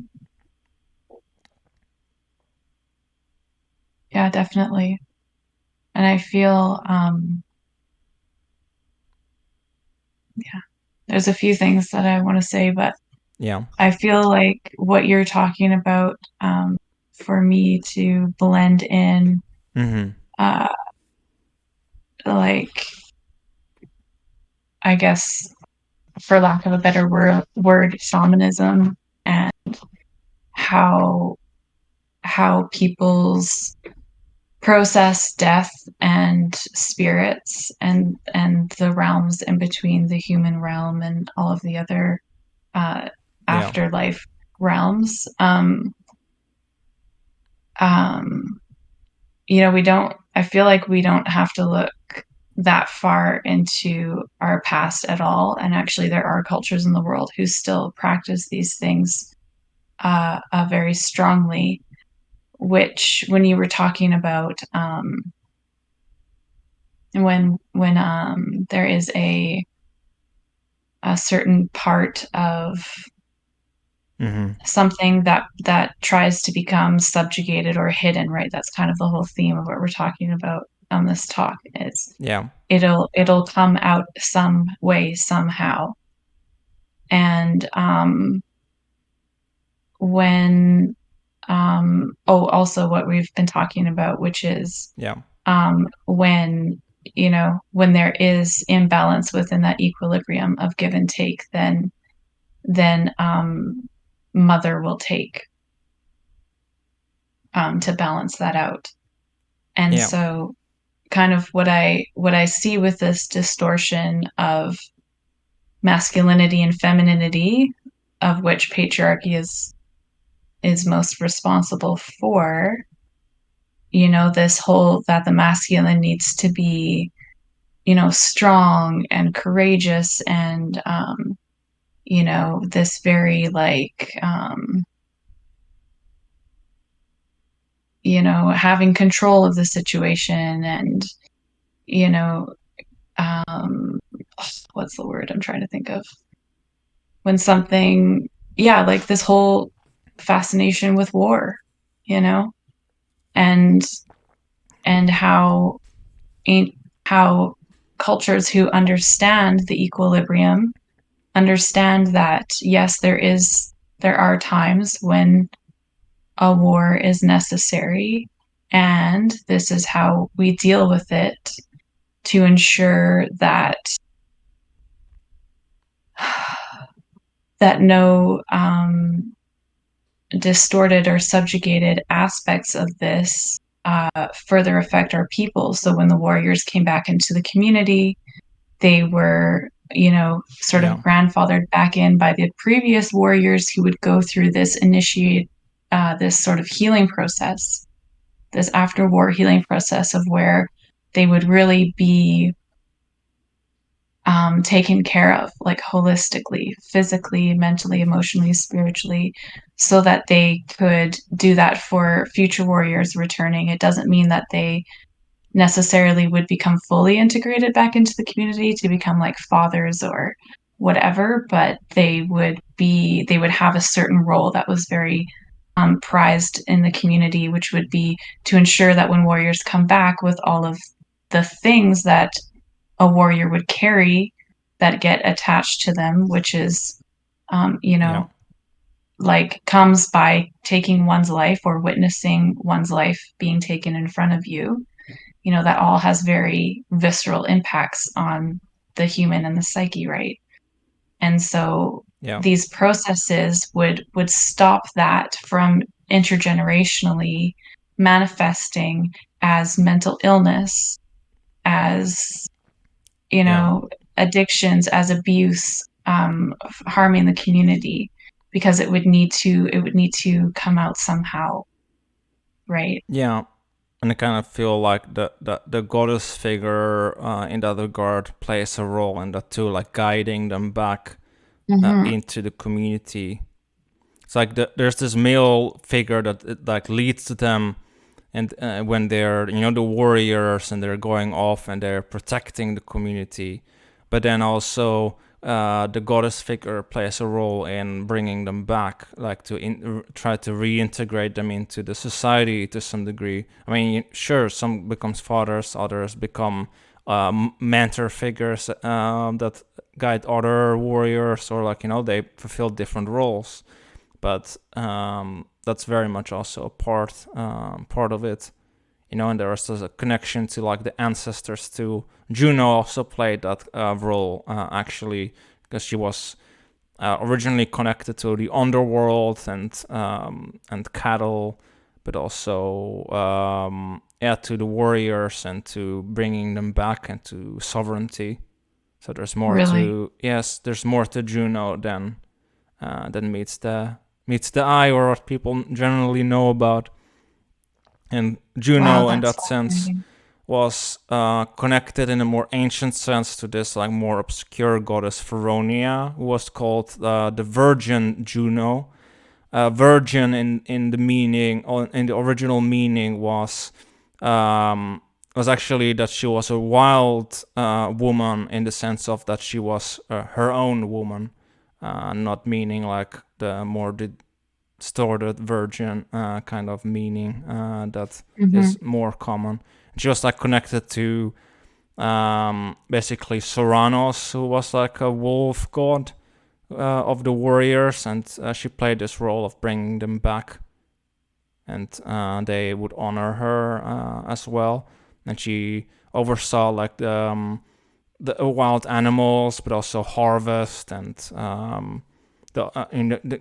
the connection to the underworld, and then also an interesting fact is that if you displease her, she would also actively do things like she would. I remember the Romans at some point wanted to build towers somewhere where the sacred grove was of the goddess, but she didn't like it that the towers and the buildings were getting too close to her. Like that's how they interpreted it. But when they would build close to her sacred grove, where her oak trees were, lightning would strike the buildings. So eventually, and it kept happening till eventually they just abandoned the idea and were just like, you know what, Feronia, fine, you can keep your grove. You won. You won. The Romans just gave up and were just like, okay, this is not worth trying to build these buildings and towers, and try to like encroach on it. But there's much more to it, and the connection to the ancestors too. She would like help with as well. That was kind of, and there's also this like ritual that's kind of like happens in many different places with the Morgan, and with like in Greece, and also with Feronia, this like ritual with fire, this bonfire in the mountains or the hills, where they would like do offerings to her. They would like do offerings of swords or arrowheads and other offerings, and they would hold the great feast with the community in her honor, or like or just the warriors that would do that, hold this feast.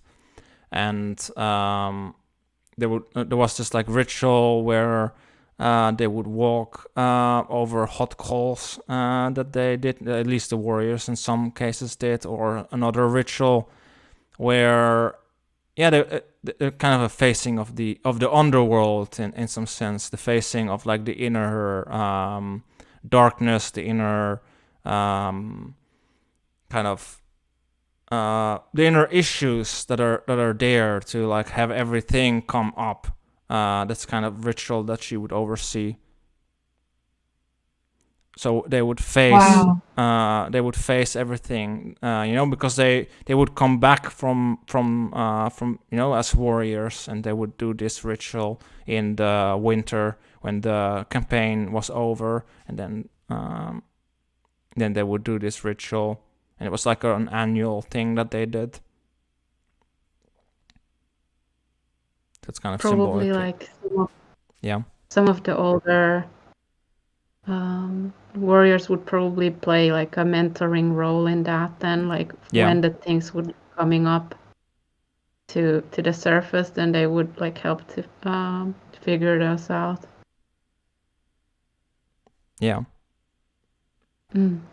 Wow, that is so fascinating. This conversation makes me think we have so much more to discover about what the original masculine is too, right? Like if we go back to the original feminine goddess being, like that just changes everything,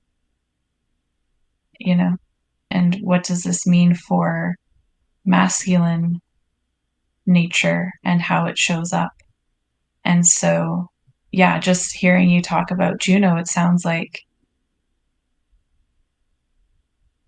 Oh, it sounds like she really embodies both. Yeah. Her being associated with this virgin woman that you were talking about. Can't remember her name. Feronia. Feronia, yeah. And yeah, that being, especially if you take into like the cultural context of the time, a woman, standing on her own 2 feet and being in her own power is, I don't know, maybe the cultural context of the time that was allowed / encouraged / looked highly upon. Certainly we've had different waves of that throughout human history. But Yeah. it kind of makes me just think about how it's necessary for both men and women to be standing in their own power on their own 2 feet, to really have an integrated sense of masculine and feminine within them.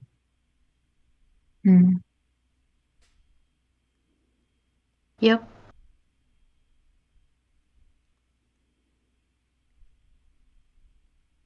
Wow, thank you so much for sharing that about Juno. And the fact that she's I don't know if I'm using the right word, guardian of the underworld. She's like a kind of like a mediator figure. Okay. So she would help those who are in the underworld mediate with the gods about the process of what they were going through? In the sense of with both Feronia and also later with like Juno, she would, from what I know, is she would oversee the process. They would like symbolically go into the underworld through a ritual, and then they would face kind of what would be coming up for them, and also as a bridge to the ancestors too, like a connection to the ancestors. And she would Juno would mediate this process. Yeah, she would oversee this process, yes. Wow. In the original sense. That takes it further back to more like very ancient, archaic Rome. But over time, when they took her into more of a city context, eventually a lot of these elements got lost. But they are still like present in like the rituals, such as like the Lupercalia, for instance, still, where she's also associated with. So these elements are there, but if you trace it back to like Feronia, who is like precedes Juno and is like the archaic Juno, then you can see it even stronger with like the underworld, because that kind of symbolism is very strong there, and the rituals that are linked to her, like that she helps the warriors with that through this ritual to face symbolically the underworld, the unconscious, all that's hidden there, and but also like the symbolism of the death and rebirth, because it's in winter at the solstice when they did it, so around the solstice, so there's that symbolism there too. Wow. I am so fascinated and excited right now. It's interesting that we talked about Juno because, yeah, as I said at the beginning, she's a part of this Grand Cross that we have coming up. I'm gonna have to really sit with this later and be like, I mean, yeah, how do we connect the dots here?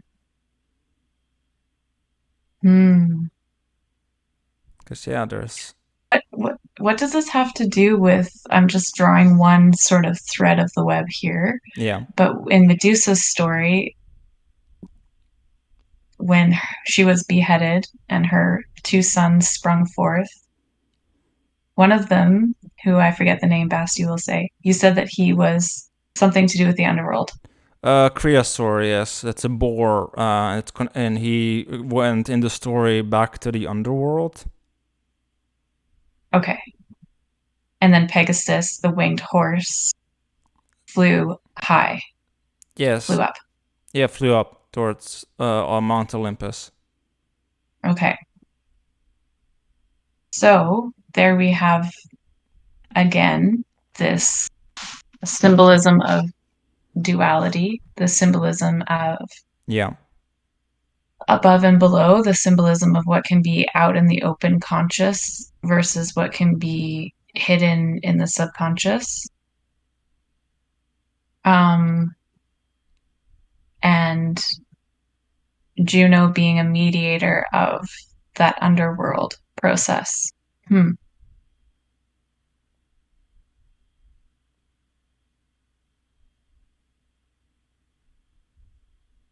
I think it also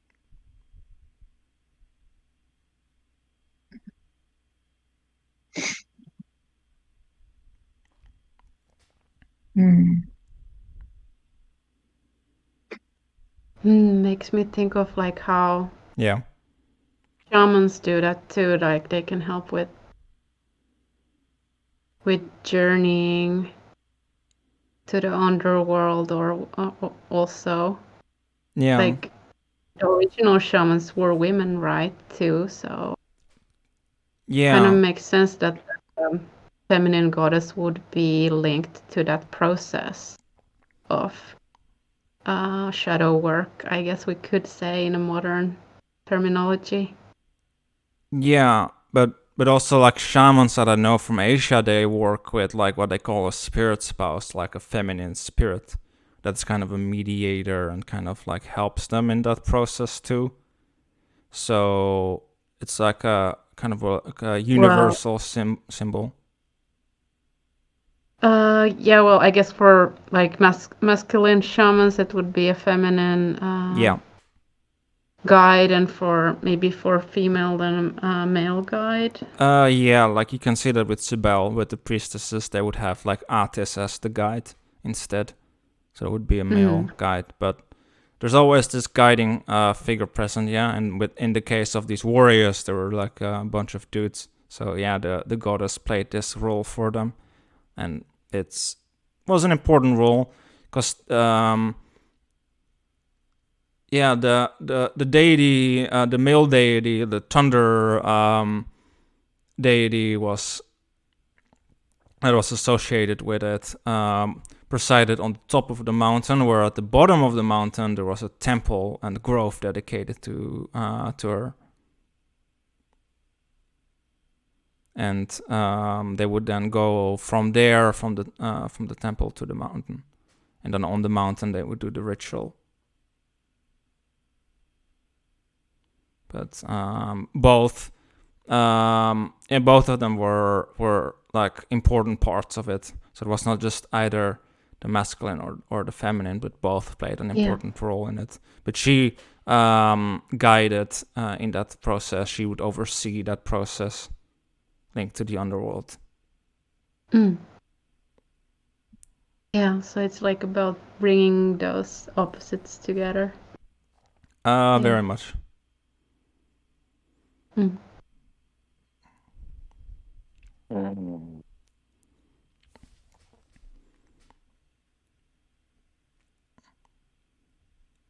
And the totem of these warriors was the wolf, and that was also like one of her sacred animals as well. So that kind of linked to her too. But then also that was the sacred animal of the wolf deity too, that was connected to it. So kind of connected. Are you talking about Juno? Yeah, the archaic form of her in Feronius. Okay. Yeah, the wolf. Feronius. Yeah, the wolf and the bear, and also the deer and such animals. Okay. Yeah, makes sense. I mean, the symbolism of wolf is so much to do with the darkness that is that which sustains us, right? The iceberg beneath the surface that is so integrally a part of us. And it is what sustains us. It is what, and what I mean by that, it's like,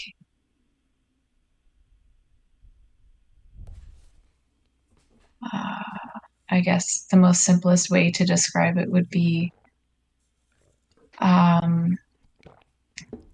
things, traumas happen to us in our life, and we develop a trauma response or a protection mechanism as a result of that. Could be, anything, and then we carry that with us, and that is what protects us throughout our life, even though it might manifest as a really unhealthy thing or be of detriment to the self. It still is sustaining us because it's allowing us to survive. Yeah, is what I mean by that. And I guess to tie it into like everything that we've been talking about is to the importance of not holding a prejudice to that, not holding a like not looking down upon that darkness that is the protector, that perhaps unhealthy mechanism that allows us to be sustained as humans, like to not look down upon that or want to like rip it out from us or like shun it from our sight, or that's how it just gets further distorted. Am I making sense? You mean like have compassion for that too, like that was the best thing at the time to adapt that kind of pattern, like maybe we were just kids or something, and then it kind of we carry that with us, maybe sometimes into adulthood. Yeah. But to not to be like judging of it, but instead like understand that it was needed at the time, and like yeah totally. Yeah. And in the underworld journey, that's when all of those things can really, if one is willing to go into the underworld and be like, okay, I'm willing to like have a look at what's down and under here, which is like, what I have personally been experiencing in my life recently. It's like, okay, I'm going to go down here and I'm going to take a look, and it's like, oh, okay. All of these adaptations or protection mechanisms that I developed to survive my childhood. As you say, Lynn, when I continued to do those things in my adulthood, this is how I wound up in these types of relationships where I continued to be, having these repetitive experiences that are not desirable for me, to put it in really general terms. Yeah. And so it's like,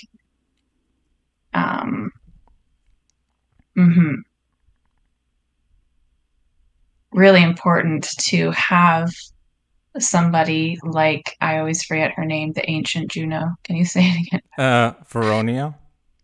Veronia. Somebody there who's mediating between you and the spirits, because it's so easy to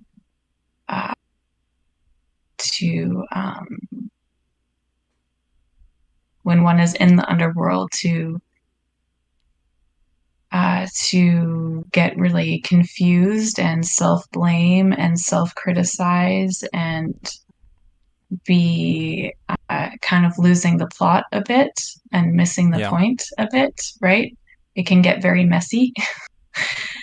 and so, I hold this ancient being with such high regard because it's so important to have that somebody who can do the translation between the behind the scenes and the what's happening on the stage, so to speak. Yeah.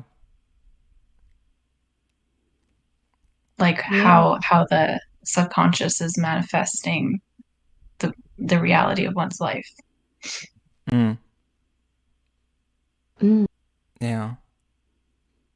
But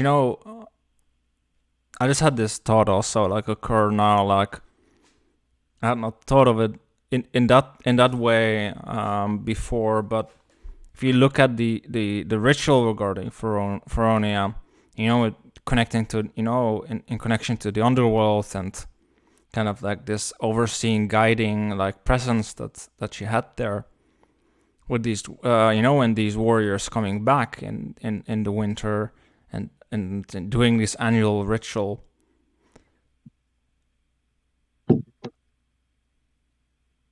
It makes a lot of sense to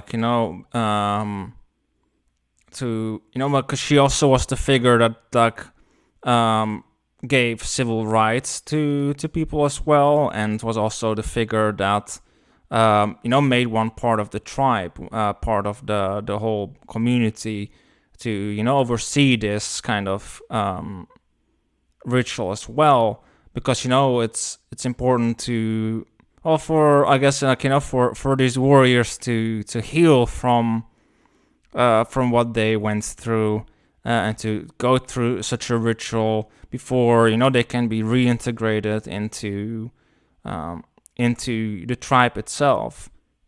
Diana, for instance, too, like they played such a role as well, regarding like the becoming part of the tribe and being an important figure for both men and women. And that's kind of with that archaic figure too, from what I think, what one can really see with these different goddesses is that that's very important too. They should make one part of the assembly of the tribe, of the people who could vote in that sense, and who had a say in the matters of the tribe. And you can see it with Athena too, like the women in the original sense.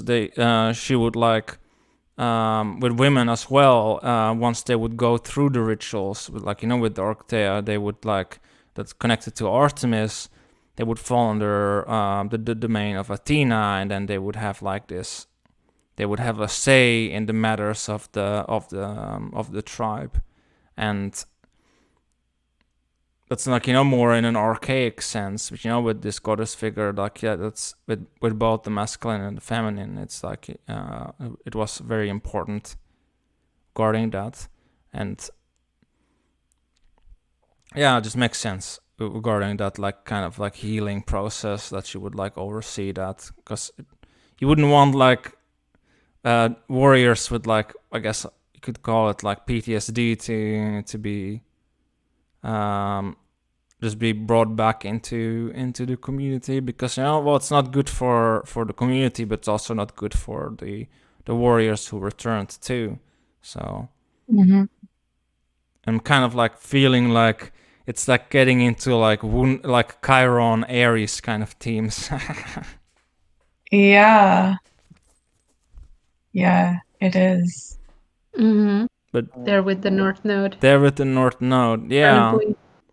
But it's interesting in that sense, how kind of to some degree Medusa, but also this original figure kind of ties into that too. It kind of connects both. It's kind of both the repressed feminine that's been marked as a witch in way later times in the Middle Ages. That's kind of also the key in the healing of the masculine at the same time, or helping them through this journey where they can heal from the wound, so the wounded masculine can heal. So it's kind of yeah, it's bringing that, I guess, reintegration into wholeness, bringing the opposites together, bringing the feminine, the masculine, the subconscious, the conscious mind together too, and all these different different things are the same, really. Part of the whole. And it kind of just makes me then also kind of wonder with like with Medusa and Juno and like it is, because you said that there was this cross that happened or will happen. In you know, like if we look at like these different figures and also like how this connects into the North Node, that kind of, I feel like it ties like both things kind of together in some sense, like that these two things are interconnected. That kind of like, I guess the actual reintegration of like Medusa, of like, you know, in that sense of what she used to be in her fullness, is kind of at the same time part of like the connection to Chiron, who was like the student of Asclepius, if I'm not mistaken. Might be the other way around. But yeah. I think he was. Yeah, it might be the other way around. I'm not sure. I'm actually not sure. But regardless, there's the connection there too. So I just wanted to... Chiron taught Asclepius, I think. Yeah, I think so. But I kind of feel like... Yeah, I think so. But I kind of feel like both of these things are kind of like interconnected in that sense. Totally.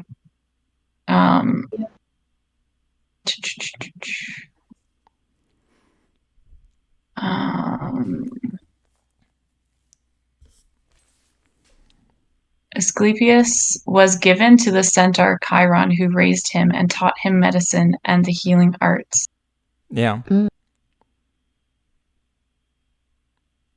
So Asclepius...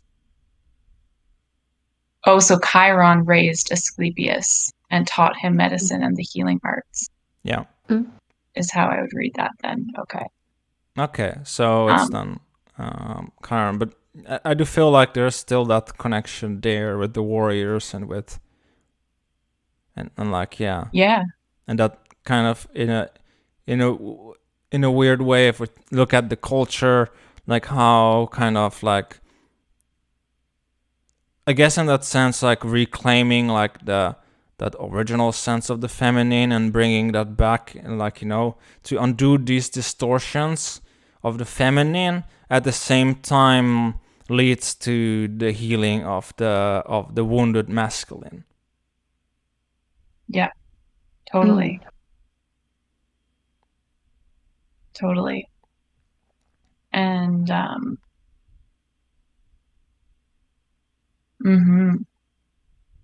Asclepius also has a connection to the underworld. Apparently his healing powers got so good that he was able to raise people from the underworld. Yeah. Yeah. And I remember that they would have these, I guess, temples where people would go to heal, and they would have dreams and have those dreams interpreted, and that would help in the healing. And that kind of brings like how the subconscious can really have the keys a lot of the time to how we can heal ourselves. Yeah. And also, like, the snake also ties to Asclepius. They had snakes in those temples.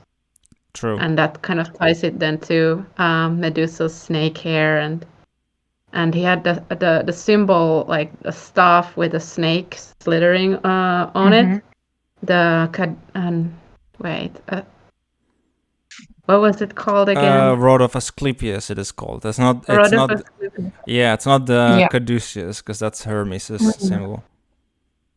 Yeah, that's more like a mercurial one. Yeah, but yeah, one snake on a stick, and it was like symbolizing like that, the awareness that if we can look at that, what we have repressed, what is in the subconscious, can look at it, then we can find like then it can become like something that helps us instead of works against us.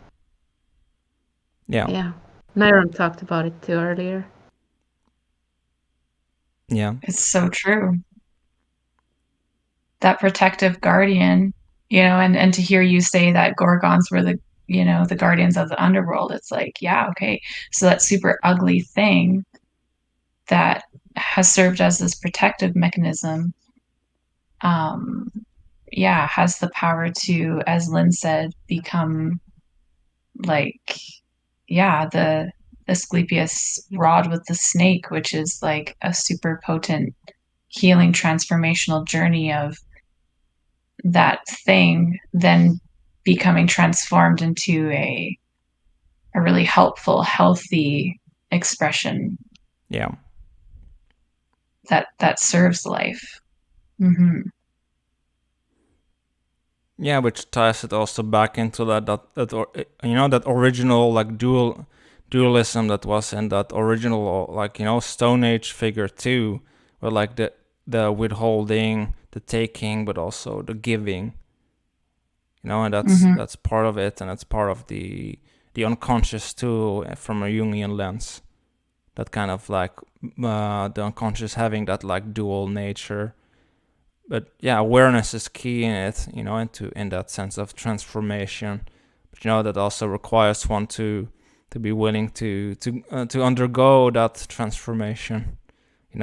To I guess in some sense like the serpent, the Ouroboros can like can look very like, because one can try to like resist it in some sense and be like no, but at the same time like it's like the serpent, it's like it has this like transformational side, that death and rebirth side that can actually help one to reconnect with a lot of the repressed things, and to like kind of like kind of renew oneself and bring oneself back to life.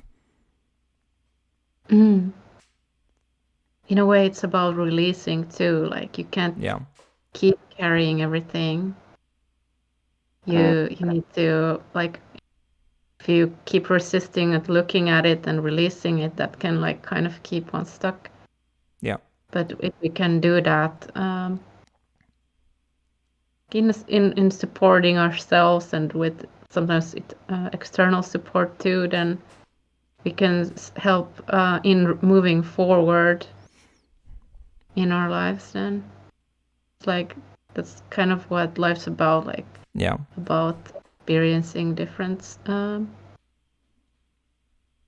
phases. Yeah. Totally. Thank you so much for all of your support today. Yeah. This has been such a nourishing conversation. I'm very grateful for you all. Same. Thank you. And I'm really happy that that you suggested this talk and that we had it. And it's always like I guess learning by doing, with the mutual support, and let's continue doing that stuff. Maybe we can also make like a support circle meeting again in the Fox Den and see. Yeah. Bringing these things forward. Yeah. Yeah. All right. Yeah. I'm tired. If other people have other things to say, you can go for it. Okay. I was actually just gonna say, like, if no one has anything more to say regarding Medusa or anything we talked about, maybe we can like wrap up the episode, or unless we wanna keep going. I mean, we can do that too. I mean.